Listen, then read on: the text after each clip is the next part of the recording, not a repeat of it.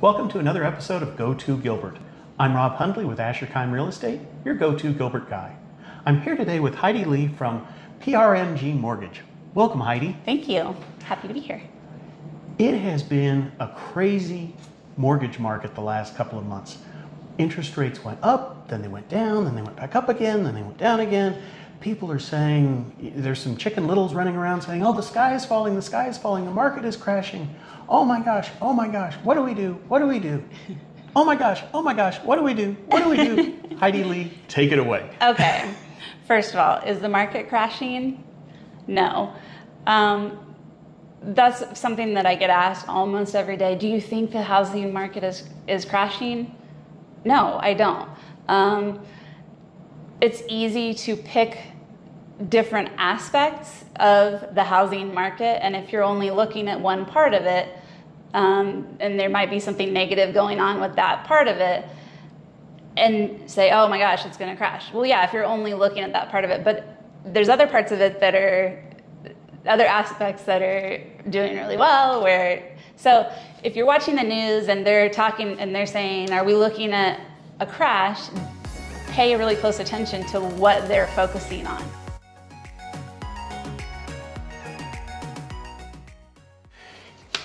You know, what you're saying is absolutely true in terms of home buyers. I mean, there's that sense of, oh my God, we've missed out. Look at what we could have afforded then. Now we can't now, but they don't see the bigger picture and where rates have been.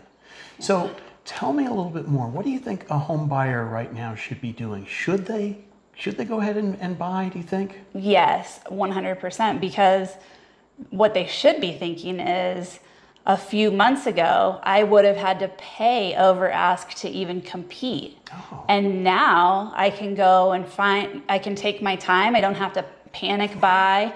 And I can go find what is the right house for me and maybe even get a seller's concession like we've talked about.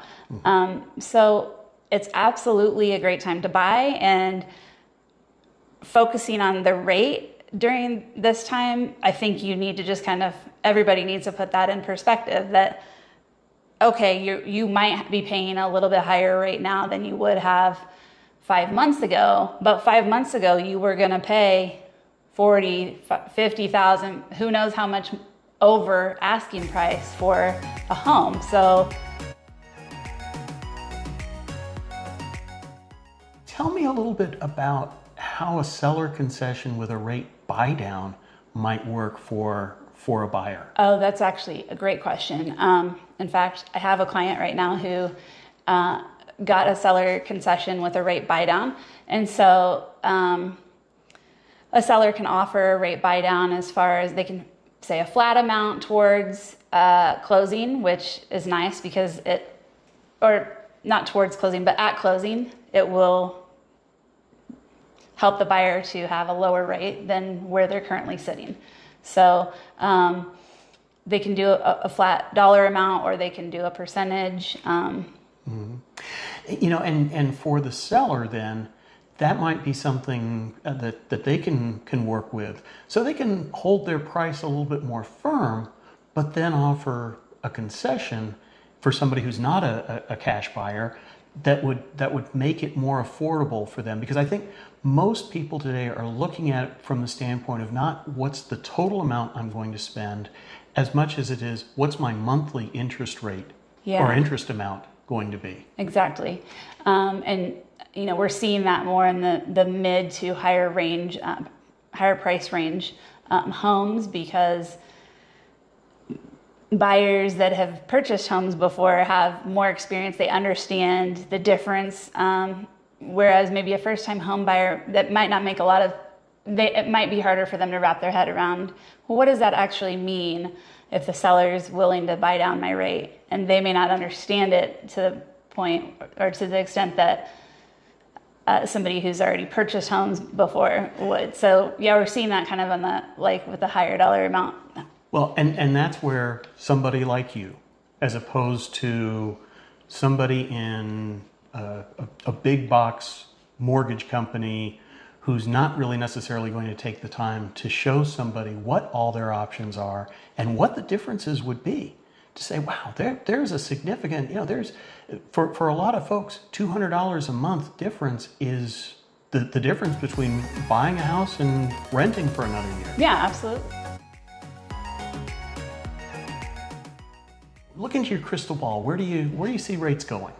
Okay, so I think where we are right now, or maybe a little bit higher, is what we're going to be looking at for the remainder of 2022 and probably into first quarter of 2023. That's kind of my best guess. And then I think that the rates are going to go down, and I think we're going to be closer to where we were 4 or 5 months ago. So we might be looking at the low 4s or maybe high 3s. So I'm keeping my fingers crossed for that, and I hope I'm right. But and if you are, that gives people the opportunity to refinance too. That's true. Depending on obviously their situation. Absolutely. And home values are not, it's important for everybody to understand that home values are not declining whatsoever right now. So, there's a lot of different things you need to look at. So even if you are buying a home right now, and maybe it's not the rate that you had hoped for, or maybe you even have to pay PMI, a mortgage insurance, but that doesn't mean that a year from now, when rates are down where I think they're going to be, you couldn't refinance, and maybe even at that point have enough equity to get out from under the PMI. Yeah. So yeah. I think that's another really important thing for everybody to consider. Well, and I think mentioning considering, you have a lot of intelligence, a lot of wisdom in all of this. Certainly you can impart that to home buyers. I also think you could impart a lot to home sellers too, and help them understand a little bit more about what their options are. And I always suggest this to the realtors that I work with. If you have a seller, go ahead and offer to hook them up with me, and I will get them pre-approved, because as soon as their house sells, then they're going to need to be buying another home. And even if they're moving out of state, I can help with that.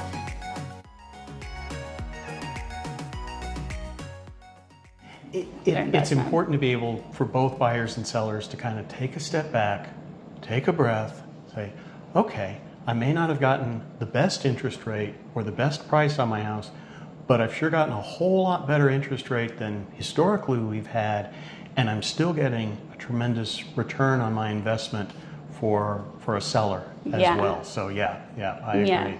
Anytime you're upset about the current interest rate, just go research and see what the interest rate was in the 80s and the 70s and 90s. Go back and look. On second thought, don't. You'll be terrified. Or ask anybody who bought a home in the 70s, 80s, 90s, and they'll be like, no, this is a good interest rate. I've noticed that there's been an increase in other kinds of loans, such like more ARMs, more interest-only loans. So before, it was pretty much just a given. Everybody went straight to the 30-year fixed rate conventional or FHA, and it didn't make a whole lot of sense to look at anything else. And now we are kind of looking at other options and comparing and seeing what makes the most sense. So I am seeing a little bit more of that. As well as I think too, then also, I know some people have said, well, am I priced out of like the investment market?